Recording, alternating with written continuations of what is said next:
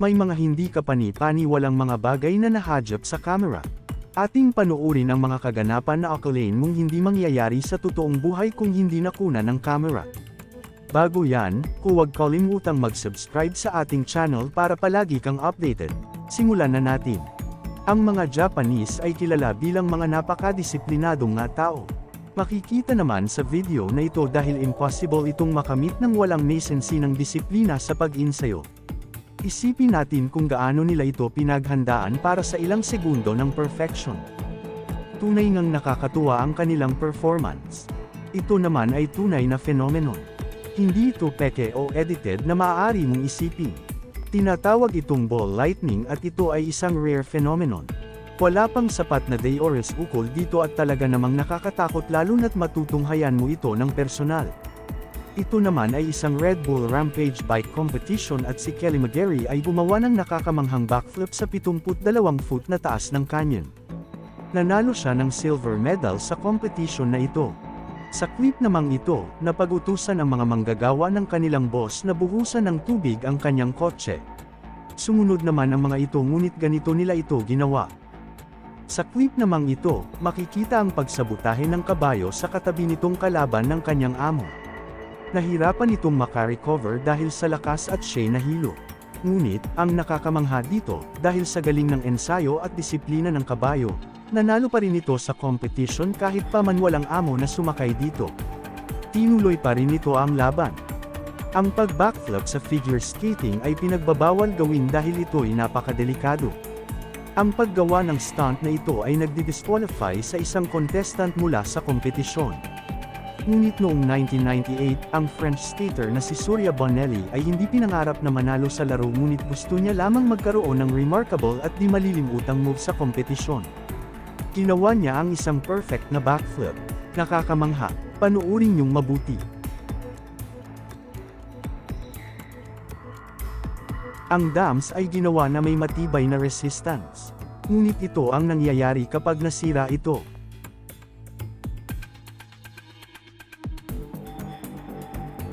Tignan nyo naman itong 1 in a million moment. Makikita sa clip na ito na saktong-saktong natamaan ng kidlat ang fireworks. Sa unang tingin, ang ibong ito ay tinatawag na golden pheasant na tila may mga dulo ng sigarilyo na nakadikit sa may bandang leeg nito. Pero tignan nyo ang kanyang pag-blow up nang lubusan nang mag-develop ang kanyang cape. Tila naman bad mood ang lalaking ito kaya naman ay ito ang ginawa niya sa pagpasok sa isang station.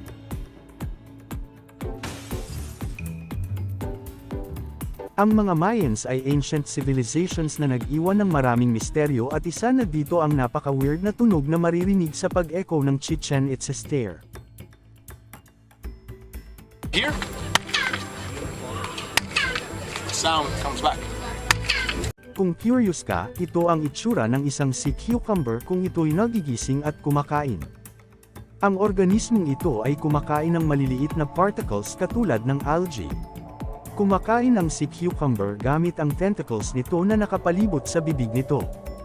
Ito ang mangyayari kung ang isang nuclear weapon ay sumabog 150 feet underwater. Ito ay ginamit sa 1958 na attack na kung saan ang US ay gumawa ng 35 series of nuclear test. Ang bombang ito ay may 8 kilotons noong 1958, kaya isipin mo na lang gaano kalakas ang mga modern nuclear weapons na 10 times mas malakas dito. Sa isang football game sa South America, sa hindi inaasahang pangyayari, may isang ipo-ipo o tornado na nakisali sa laro. Ito ba ay swerte o napakahusay na talento at skill? Ang professional motorcyclist naman na si Gary Rothwell ay gumawa ng nakakamanghang stunt. Bumaba siya at tila nagpakaladkad sa kanyang motorsiklo suot ang kanyang titanium boots. Nasungkit niya ang Guinness World Record na fastest man dragged behind the motorcycle.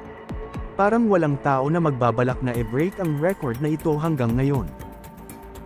Kung performance ang pag-uusapan, nakakabilib ang grupong ito na tila ay isang segundo lamang ay nakapag-change na ng costume. Pero syempre, kailangan ng tamang treats para magawa ito. Nakita naman ang napakalaking dolphin na ito na sumusunod. Kung ikaw, matatakot ka ba sa laki nito? Saan ka namangha? May karanasan ka ba na mahirap paniwalaan? E-comment mo naman below. Hanggang sa muli.